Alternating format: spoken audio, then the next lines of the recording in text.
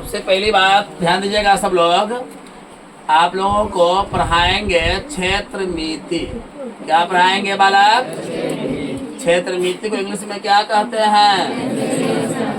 Mensuration कहते हैं। क्या कहते हैं? मेंसुरेशन। ठीक है, मेंसुरेशन में आपका पहला अध्याय है वृत्त से संबंधित, वृत्त से संबंधित क्षेत्र। यानी पहले पढ़ना है वृत्त के बारे में। किसके बारे में पढ़ना है? वृत्त के बारे में। वृत्त किसे कहते हैं? क्या वृत्त? पहला पॉइंट आपका है वृत्त पढ़ना है। वृत्त ध्यान से समझिए, वृत्त को इंग्लिश में कहते हैं सर्कल, CIRCLE। है ना दया जी? क्या कहते हैं? वृत्त को इंग्लिश में क्या कहते हैं? सर्कल कहते हैं। वृत्त, वृत्त जो है एक निश्चित बिंदु से, जैसे एक निश्चित बिंदु से एक गोलाकार आकृति खींची जाती है। ठीक है, पूरा पूरा गोल तो नहीं है, फिर भी गोलाकार है ना। तो इस वृत्त का जो अंग है वो एक अंग है केंद्र। क्या है? केंद्र। और केंद्र, और ये जो गोलाकार वाला जो हिस्सा है, ये वाला जो गोलाकार वाला जो हिस्सा है, इसको बोलते हैं परिधि। क्या बोलते हैं? वृत्ताकार कोई पार्ट रहेगा ना, कोई भी आकार रहेगा, वृत्ताकार आकार रहेगा, तो ये वाला जो एरिया होगा, ये वाला जो गोलाकार होगा, इसको क्या कहोगे? वृत्त की परिधि। क्या कहोगे? वृत्त की परिधि हो गया। ये हो गया परिधि। इसको कहते हैं इंग्लिश में सरकमफ्रेंस। क्या कहते हैं? सरकमफ्रेंस कहते हैं। ठीक है, अब वृत्त के केंद्र और परिधि की जो दूरी है उसको कहते हैं त्रिज्या। क्या कहते हैं? त्रिज्या को कहते हैं इंग्लिश में रेडियस, इसलिए आर से करते हैं सूचित। ध्यान रखिएगा, वृत्त में केवल क्या होता है? त्रिज्या होता है। क्या होता है? त्रिज्या। वृत्त में क्या होता है? त्रिज्या होता है। समझे? अब ये जानना है कि ये त्रिज्या, एक और होता है व्यास। क्या होता है? व्यास। तो इधर भी त्रिज्या इतना दूरी हो गया, इधर इधर इधर। ये केंद्र से परिधि के प्रत्येक बिंदु की जो दूरी है ना, वो क्या होता है? बराबर। यहाँ से जिधर भी जाएंगे उधर क्या होगा? बराबर ना होगा। जैसे आपको कहा जाए कि एक वृत्त खींचिए, हम तो इसी हाथ से खींच दिए हैं, आप लोग क्या करेंगे? एक चाप से खींचेंगे, तो चाप से जब खींचेंगे ऐसे गोलाकार करेंगे तो एक केंद्र बनेगा, और केंद्र जो बनेगा, और ये केंद्र, ये जो गोलाकार जो ये है, इसको क्या कहते हैं? परिधि। क्या कहते हैं? परिधि। तो परिधि के जो प्रत्येक बिंदु है ना, से केंद्र की जो दूरी है क्या होगा? बराबर। जितना इधर होगा उतना इधर होगा, उतना इधर होगा। ठीक है, अब इस केंद्र से इधर भी अगर ले लिए तो ये हो गया त्रिज्या। लेकिन अगर क्या कहते हैं, वृत्त के परिधि के एक छोर से दूसरे छोर की जो लंबाई होगा और जो केंद्र होकर के ही गुजरेगा, उसे कहते हैं व्यास। क्या कहते हैं? व्यास कहते हैं। क्या कहेंगे? व्यास कहेंगे, व्यास। ठीक है, तो व्यास जो होगा वो होगा त्रिज्या का डबल, दुगुना। नहीं होगा? पहले से पढ़े होइएगा आप लोग। वृत्त का जैसे ये वृत्त हो गया तो ये हो गया त्रिज्या, इधर भी हो गया त्रिज्या, आप दोनों मिला देंगे तो क्या हो जाएगा? व्यास हो जाएगा। तो अगर आपको व्यास निकालना रहेगा, क्या निकालना रहेगा? व्यास। अगर हम नहीं जानते हैं तो व्यास बराबर आपको करना होगा 2 गुने त्रिज्या। त्रिज्या अगर दिया हुआ रहेगा तो त्रिज्या का डबल कर दीजिए, 2 गुना कर दीजिए, क्या हो जाएगा? व्यास हो। क्या हो जाएगा? व्यास। कहा जाए किसी वृत्त की त्रिज्या है 10 सेंटीमीटर, व्यास क्या हो जाएगा? उसका डबल, दुगुना, 2 गुने त्रिज्या। अगर आपको कहीं व्यास दिया हो, क्या दिया हो बाबू? व्यास दिया हो तो त्रिज्या बराबर क्या होता है? व्यास बट्टा 2, यानी व्यास का क्या हो जाएगा? आधा। व्यास का क्या हो जाएगा? आधा। क्या हो जाएगा? आधा हो जाएगा। चलिए, अब तो हम त्रिज्या भी ज्ञात कर लिए, व्यास भी ज्ञात कर लेंगे। हमको ज्ञात करना रहेगा परिधि। क्या ज्ञात करना रहेगा? परिधि। जो ये गोलाकार जो है, ये मान लिया जाए कि ऐसा कोई आंगन है, ऐसा कोई पार्क है, इसके चारों ओर सड़क है, सड़क की लंबाई क्या होगा? या हम ऐसा पार्क के एक तार से घेरवा दिए। किस तार से? एक तार से क्या किए? घेरवा दिए। चारों ओर घेराएगा ना जी, तो चारों ओर की जो लंबाई है उसको क्या कहते हैं? परिधि। तो परिधि ज्ञात करना होगा तो क्या करेंगे? वृत्त के परिधि बराबर फॉर्मूला होता है 2 पाई आर। आर से होता है रेडियस, मतलब त्रिज्या। 2 पाई आर इकाई। परिधि हमेशा होता है इकाई में होगा, सेंटीमीटर में होगा, या मीटर में होगा, या किलोमीटर में होगा, जिसमें हो, स्क्वायर वगैरह नहीं होगा। तो ये आर क्या हो गया? त्रिज्या हो गया। अब ये जानना है सर, ये पाई क्या होता है, तो इसमें बात कर लेते हैं। पाई का मान जानते क्या होता है? क्या होता है? 22/7। ये है व्यवहारिक मान जो आप प्रयोग करते हैं। सही मान ये नहीं है। सही मान जो है ये नहीं है। पाई का जो है सही मान 3.1416 बहुत सारा है। और है सर्वप्रथम सबसे पहले भारतीय गणितज्ञ आर्यभट्ट। भारतीय गणितज्ञ कौन? आर्यभट्ट जो है पाई का मान जो है दशमलव के बाद 4 अंकों तक ज्ञात किया था। और अंकों तक होगा, लेकिन आर्यभट्ट कितना ज्ञात किया? 4। अब ये कहा जैसे पाई क्या है, कौन सी भाषा है पाई? तो पाई एक यूनानी भाषा है। पाई कैसा भाषा है? यूनानी भाषा है। और सबसे पहले कहा जाए कि पाई का आविष्कार कौन किया? आर्किमिडीज। आर्किमिडीज किया था। कौन किया था? ये आर्यभट्ट ने किया था। आर्यभट्ट जो है पाई का मान जो है दशमलव के बाद दशमलव के 4 अंकों तक ज्ञात किया था। दशमलव के बाद, है ना? आर्यभट्ट जो है पाई का मान जो है दशमलव के 4 अंकों तक किया था। इससे पहले कौन किया था आविष्कार? आर्किमिडीज। आर्किमिडीज किया था, जो आप लोग फिजिक्स में पढ़े हुए हैं। ठीक है, तो वो क्या था? तो पाई का मान जो है रियल मान क्या होता है जानते हो? अब तक कितना ज्ञात हो चुका है? दशमलव के 39 अंकों तक ज्ञात हो चुका है। कितना अंक तक ज्ञात हो चुका है? 39 अंक तक है। वो रिपीट नहीं होता है, हमेशा कुछ नया अंक होता है, कुछ नया अंक होता है, कुछ नया अंक होता है। इसलिए उसको कहते हैं पाई क्या है? एक अपरिमेय संख्या। बताए थे वास्तविक संख्या में पढ़ाए होंगे। पाई क्या है? एक अपरिमेय संख्या। पाई क्या है? पाई क्या है? हाँ, अपरिमेय संख्या क्वेश्चन आएगा। 98% जो है उम्मीद है वैसा। कई बार पूछा गया है, आप क्वेश्चन बैंक में देखिएगा। पाई यह एक परिमेय संख्या है, अपरिमेय संख्या है, दोनों है, इनमें से कोई नहीं है। तो पाई का मान क्या है? हाँ, लेकिन व्यवहारिक मान जो है पाई का मान क्या होता है? 22/7। क्या होता है? क्वेश्चन अगर आपसे पूछा जाए बाबू पाई किसे कहते हैं, पाई का परिभाषा क्या होता है, आप इसको परिभाषित कीजिए। तो हम कह सकते हैं वृत्त के परिधि और वृत्त के व्यास के अनुपात को पाई कहते हैं। ये पहले भी बताए होंगे। वृत्त की परिधि और व्यास, जैसे आप जानते हैं कि परिधि क्या होता है? 2πr। और व्यास क्या होता है? 2r होता है। तो 2r गया, क्या बच गया? पाई बच गया ना। तो पाई को हम अगर करना पड़े, परिभाषा करना पड़े, तो क्या बोलेंगे हम? वृत्त के परिधि और वृत्त के व्यास के अनुपात को क्या कहते हैं? पाई कहते हैं। ठीक है। और पाई कौन सी भाषा है? यूनानी शब्द है। पाई कौन सी शब्द है? यूनानी शब्द है। ठीक है, चलिए। तो व्यवहारिक मान है पाई का मान क्या होता है? 22/7। कभी कभी आपको प्रयोग में ये करना पड़ता है, प्रयोग सवाल जब हल करिएगा ना तो 3.14 करना पड़ता है। प्रयोग में लिखा जाता है कि पाई का मान 3.14 प्रयोग कर रही, जो आपको 9th में बताया गया होगा।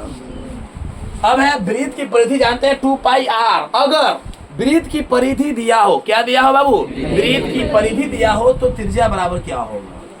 वृत्त की परिधि दिया हो तो कौन सी बराबर में पूछा? त्रिज्या बराबर। तो त्रिज्या बराबर होता है परिधि बट्टा 2π। याद रखिएगा इकाई, है ना। अब देखिए, कई बार मैं बोला हूं कि क्या दिया है और क्या ज्ञात करना है, इसी से रिलेटेड लगाएंगे फॉर्मूला। ठीक है। परिधि दिया हुआ है किताब में, हमको आवश्यकता है त्रिज्या की। क्या दिया हुआ है? परिधि। आवश्यकता किस चीज की है? त्रिज्या के।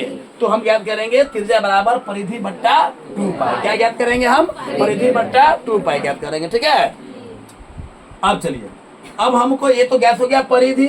अब ये इसका एरिया कितना है, कितना ही क्षेत्र है। ठीक है, मतलब वृत्त का क्षेत्रफल। वृत्त का क्षेत्रफल, area of circle. Area of circle, area माने होता है क्षेत्रफल। एरिया माने क्या होता है? और जो मैं बोला हूँ सर्कल माने क्या होता है? वृत्त होता है। तो वृत्त का क्षेत्रफल बराबर क्या होता है? क्या होता है? πr² वर्ग इकाई। ये याद रखना है कि हमेशा जो इकाई होगा क्षेत्रफल, किसी चीज का क्षेत्रफल ज्ञात करना हो, उसका जो इकाई आएगा, सेंटीमीटर हो, चाहे मीटर हो, चाहे डेसीमीटर हो, चाहे किलोमीटर हो, वो वर्ग में होगा। कौन सी में होगा? वर्ग सेंटीमीटर, वर्ग मीटर, वर्ग किलोमीटर, वर्ग डेसीमीटर। ठीक है, ये जानते हैं। अगर अब क्षेत्रफल जान गए हम लोग, तो त्रिज्या बराबर क्या होगा? त्रिज्या बराबर क्या होता है? रूट अंडर, क्या होता है? रूट अंडर वृत्त का क्षेत्रफल बट्टा पाई। कितना जानते हैं? वृत्त का क्षेत्रफल दिया रहेगा तो त्रिज्या बराबर रूट अंडर वृत्त का क्षेत्रफल बटा पाई। अगर परिधि दिया हो, क्या दिया हो, परिधि, तो परिधि बटा 2 पाई। क्या रखिएगा, त्रिज्या बराबर यहाँ पे है और त्रिज्या बराबर यहाँ है। यहाँ दिया है परिधि और यहाँ दिया है क्षेत्रफल। ठीक है, इसको उतारिए जल्दी। ध्यान दीजिएगा,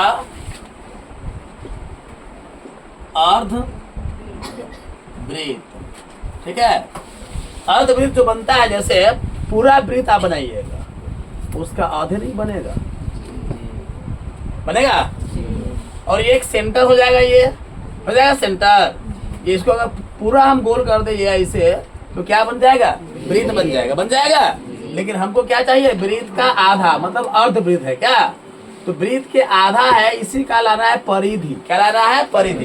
पूरा गोल करेंगे तो ये परिधि क्या होगा, 2 पाई आर होगा। अर्ध वृत्त के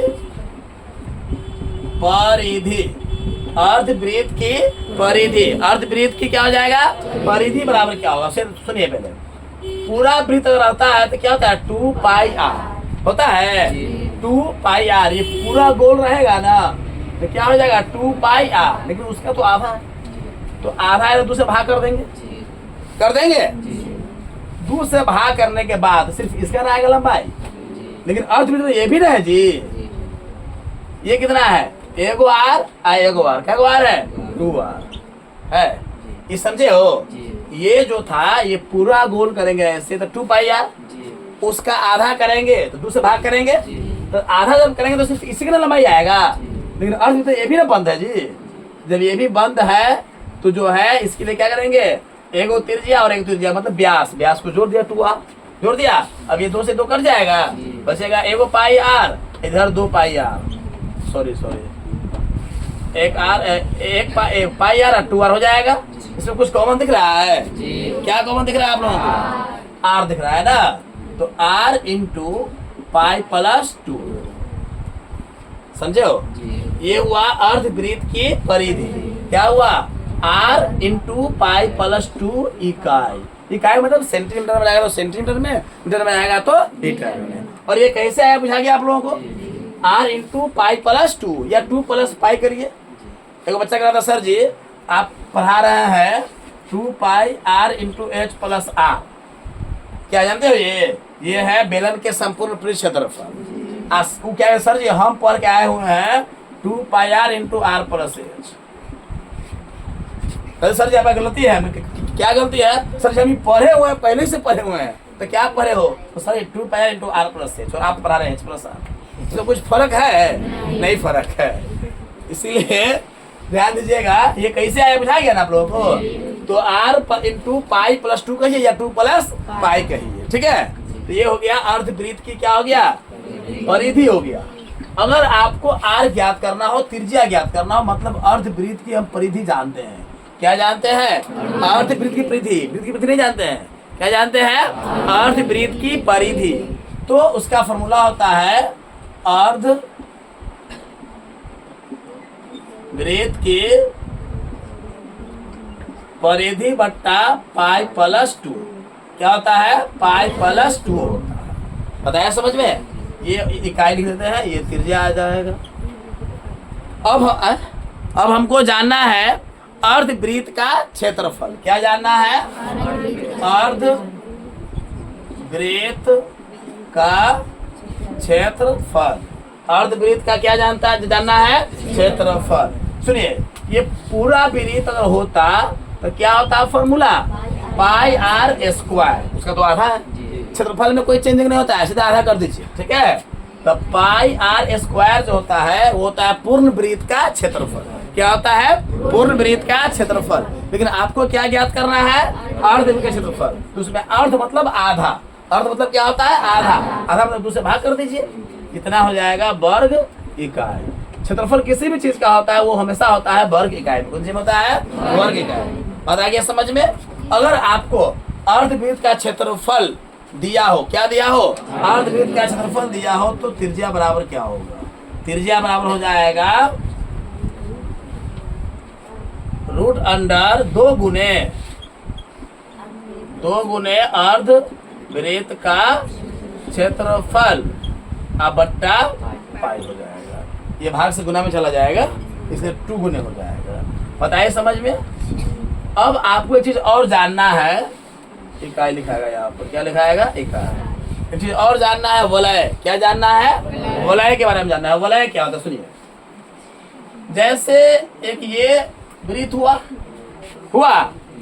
एक ये बाहर से वृत्त हुआ। अब 2 वृत्त के बीच में जो जगह बनता है, ये जो बन रहा है ना, ये जो बन रहा है 2 वृत्तों के बीच में, यही वलय कहलाता है। क्या कहलाता है? वलय। वलय वलय कहलाएगा। क्या कहलाएगा? वलय। अब इसका क्षेत्रफल लाना है, तो भाई वृत्ताकार होता है तो इसका केंद्र भी होगा ना। तो ये जो त्रिज्या दिख रहे हैं आप लोग भीतरी, इसको कहते हैं भीतरी त्रिज्या कहेंगे। क्या कहेंगे? ये यहाँ तक जो आएगा तो क्या कहेंगे? बाहरी त्रिज्या। तो बाहरी त्रिज्या को हम सूचित करेंगे कैपिटल R से, है ना। और भीतरी त्रिज्या को करेंगे सूचित हम स्मॉल r। ठीक है। तो हमको अगर लाना हो वलय का क्षेत्रफल, क्या लाना हो? वलय का क्षेत्रफल। क्या लाना हो? वलय का क्षेत्रफल। कोई कह दे बाबू साहब ऐसा गेंद है, ऐसा नारियल का डब्बा है, कोई ऐसा पदार्थ है, उसके ऊपर जैसे ये हमको मान लेते हैं कि ऐसा कोई कटोरा है, लकड़ी का बना हुआ है। कौन सी का बना हुआ है? लकड़ी का। उस तरह से भीतर से भी गोल है, बाहर से भी गोल है पूरा। वो कितना मोटा है, उसको पेंट करना है, कितना एरिया आएगा, हो सकता है ना ऐसा। तो उसके लिए हम क्या ज्ञात करेंगे? हम वलय का क्षेत्रफल। क्या ज्ञात करेंगे? वलय का क्षेत्रफल pi into capital R square minus small r square. ठीक है। पाई इंटू क्या ज्ञात करेंगे हम? Capital R square into small r square. इसको आप लिख सकते हैं पाई इंटू, देखो ये a square minus b square. जानते हो फॉर्मूला क्या होता है? a प्लस बी इंटू ये है कैपिटल R अब plus B small r into capital R minus small r। बताया समझ में? वर्ग इकाई। ये हुआ आपका वलय का क्षेत्रफल। क्या ज्ञात करना हो? वलय का क्षेत्रफल। अभी आप लोग जान गए वृत्त की परिधि कैसे ज्ञात करेंगे, वृत्त का क्षेत्रफल कैसे ज्ञात करेंगे, वृत्त अर्धवृत्त का क्षेत्रफल कैसे ज्ञात करेंगे, अर्धवृत्त की परिधि कैसे ज्ञात करेंगे, वलय का क्षेत्रफल कैसे ज्ञात करेंगे, अब बताएंगे हम आपको। और इसी वृत्त में आपको जाना है त्रिज्या खंड क्या होता है। ठीक है। तो आप जानते हैं कि वृत्त में क्या होती है? त्रिज्या होती है ना। तो अगर 2 त्रिज्याओं के बीच का जो अंश है, बीच का जो पार्ट है, हिस्सा, इसी को हम कहते हैं त्रिज्या खंड। क्या कहते हैं? त्रिज्या खंड। इस पॉइंट का नाम हम ये दे दिए, इसका भी दे दिए। और केंद्र को अक्सर जो है O से सूचित किया जाता है। केंद्र को क्या कहते हैं? O कहते हैं। ठीक है। अब आप ये जो केंद्र है और इस केंद्र के चारों ओर अगर ऐसे घूम जाएंगे, पूरा का पूरा राउंड कर देंगे, जैसे ये पूरा देख रहे हैं, और ये पूरा राउंड हो जाएंगे, पूरा गोल हो जाएंगे, तो कितना कोण बनेगा? 360 डिग्री बनेगा। कितना कोण बनेगा? 360 डिग्री का कोण बनता है। समझे? अब हमको जानना है इस त्रिज्या खंड का क्षेत्रफल। ये क्या हो गया? त्रिज्या खंड। क्या हो गया? त्रिज्या खंड। अब इस त्रिज्या खंड का क्षेत्रफल जानना है। क्या जानना है? त्रिज्या लिखा गया हुआ त्रिज्या खंड का क्या होता है? त्रिज्या खंड का क्षेत्रफल। समझे? तो ये आप जानिएगा कि ये हो जाएगा आपकी त्रिज्या हो रहेगा, ये भी रहेगा त्रिज्या। अगर ये रहेगा 5 सेंटीमीटर तो ये भी रहेगा 5 सेंटीमीटर। जितना ये रहेगा ये R तो यो R है। तो त्रिज्या जितना लंबाई इसका होगा उतना लंबाई इसका भी होगा ना जी। तो इसका क्षेत्रफल कैसे ज्ञात करेंगे? मतलब वृत्त के त्रिज्या खंड का क्षेत्रफल कैसे ज्ञात करेंगे? वृत्त का त्रिज्या खंड का क्षेत्रफल, त्रिज्या खंड का क्षेत्रफल पाई R स्क्वायर, पाई R स्क्वायर थीटा। ये थीटा क्या होता है? जैसे संख्या में x मानते हो ना, y मानते हो, z मानते हो, तो कोण को मानने के लिए थीटा माना जाता है, ज्यादा बेहतर होता है। ठीक है। केंद्रीय कोण थीटा क्या है? केंद्रीय कोण। जैसे ये जो है ना, ये कितना कोण बना रहा है? ये जो दोनों त्रिज्या है, दो त्रिज्या, इस दोनों त्रिज्याओं के बीच कितना डिग्री का कोण बनता है? 30 डिग्री का बनता है कि 60 डिग्री का बनता है कि 90 डिग्री का बनता है, वो आपको सवाल में दिया हुआ रहेगा। ठीक है। और इस दोनों के बीच कोण दिया रहेगा, तो थीटा है, आप बट्टा कर देंगे हम 360 डिग्री, ज्ञात हो जाएगा। त्रिज्या खंड का क्षेत्रफल ज्ञात करना हो क्या होता है? पाई R स्क्वायर थीटा बट्टा 360 डिग्री। पाई जानबे करते हैं, जानते हैं ना। आर जानते हैं त्रिज्या होती है। ठिट्टा जो होगा दोनों त्रिज्याओं के बीच का जो कोण होगा उसी को कहेंगे ठिट्टा। क्या कहेंगे? ठिट्टा। कोण भी हम केंद्रीय कोण भी कह सकते हैं। क्या कह सकते हैं? हाँ, इतना हो जाएगा वर्ग इकाई। बात आया समझ में? ये हुआ त्रिज्यीय खंड का क्षेत्रफल। अब ये त्रिज्या है, ये भी त्रिज्या है, ये पूरा जो एरिया है क्षेत्रफल उसको कहते हैं त्रिज्या खंड। क्या कहते हैं? त्रिज्या खंड। अब यहाँ से यहाँ की जो लंबाई है ना उसको क्या बोलते हैं जानते हो? चाप। क्या बोलते हैं? चाप AB बराबर। भाई देवे कहेगा भाई इतने हमको ज्ञान करके बताइए, समझे? कई बार बहुत सारे लोग जो है चाप AB, चाप क्या है पता ही नहीं चला कि चाप कहते किसको है, समझे? तो चाप AB की लंबाई क्या होगा? BA की AB वही ना देखो जी। चाप AB की लंबाई क्या होगा?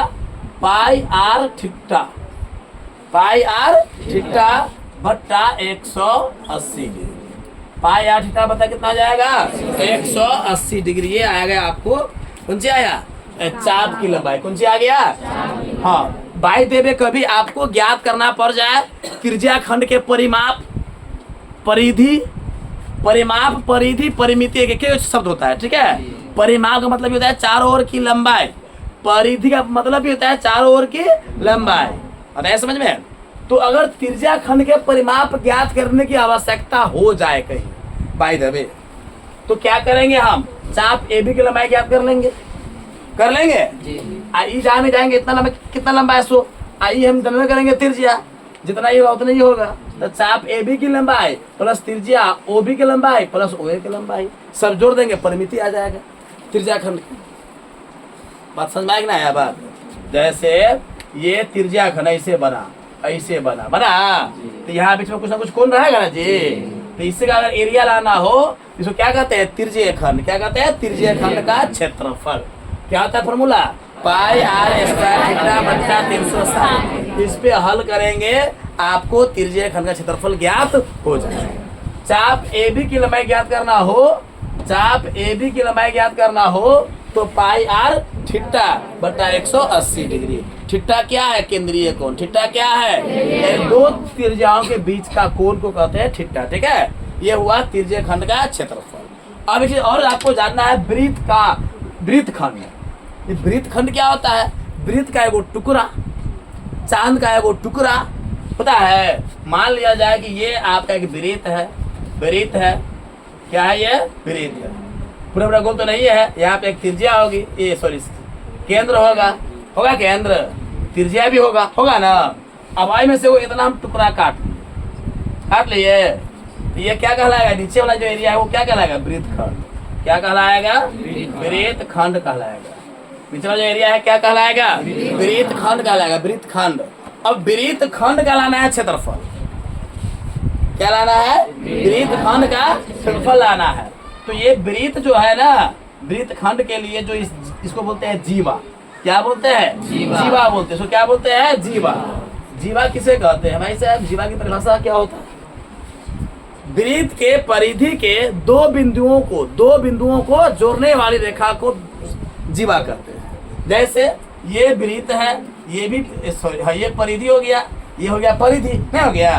अब परिधि के दो बिंदु, एक बिंदु यहाँ, एक बिंदु यहाँ, इस दोनों को जोड़ देंगे तो क्या कहलाएगा? जीवा। क्या कहलाएगा? जीवा। जीवा कहलाएगा। ये जीवा, ये जीवा, ये जीवा, ये सब जीवा है, लेकिन सबसे बड़ी जीवा क्या कहलाएगा? व्यास। एक क्वेश्चन आता है ऑब्जेक्टिव में, सबसे बड़ी जीवा क्या कहलाती है? काहे कहलाएगी? सुनिए गौर से। ये जीवा छोटा है, इस आगे बढ़ेगा और इससे बड़ा होगा, और इससे बड़ा होगा, लास्ट में यहाँ पाएगा, बीचों बीच में आएगा सबसे बड़ा, क्योंकि इसके बाद जैसे आगे बढ़ेंगे तो क्या हो जाएगा? छोटा छोटा हो जाएगा, छोटा हो जाएगा, नहीं हो जाएगा? तो सबसे बड़ी जीवा क्या है? व्यास है। क्वेश्चन आता है, कई बार आया हुआ है। सबसे बड़ी जीवा क्या कहलाता है? व्यास। सबसे बड़ी जीवा क्या कहलाता है? व्यास। याद रहेगा सबके? ठीक। अब वही जीवा जो है क्या करता है? वृत्त से वृत्त खंड को निकाल देता है। जैसे ये वृत्त हुआ ना, इसे निकाल दिया वृत्त खंड को, तो इस वृत्त खंड का लाना है क्षेत्रफल। क्या लाना है? वृत्त खंड का क्षेत्रफल।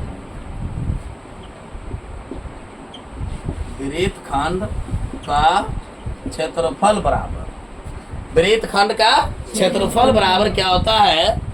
R² into R square into pi theta बट्टा 360 डिग्री माइनस 1/2 साइन थीटा वर्ग इकाई। कहाँ से आ गया भाई, है ना। R square into pi theta, तो आर को जानते करेंगे त्रिज्या हो जाएगा। जैसे ये वृत्त खंड है, ये क्या है, वृत्त खंड है ना। तो ये तो हो गया केंद्र, क्या हो जाएगा, ये केंद्र हो जाएगा। सेंटर ओ, यहाँ त्रिज्या, यहाँ त्रिज्या नहीं हो गया, ये त्रिज्या हो गया। अब त्रिज्या तो हम जानबे करते हैं, पाई भी जानबे करते हैं कि 22/7 होता है। थीटा भी जानबे करेंगे, इस दोनों त्रिज्याओं के बीच कितना कोण बन रहा है। ठीक है, दोनों त्रिज्या के बीच कितना कोण बन रहा है। अब ये 60 डिग्री का कोण बनेगा, कि 30 डिग्री का बनेगा, कि 90 डिग्री का बनेगा, जानते हैं नहीं जानते हैं। जो होगा, जो सवाल में रहेगा वो हल कर लेंगे आप लोग। थीटा बट्टा 360 डिग्री 1/2 साइन थीटा, साइन जानते हैं साइन आप लोग, और थीटा का मान मतलब जितना ही रहेगा वही यहाँ पर आ जाएगा। बात समझ में आया। ऐसे हल करेंगे, आपका वृत्तखंड का क्षेत्रफल ज्ञात हो जाएगा।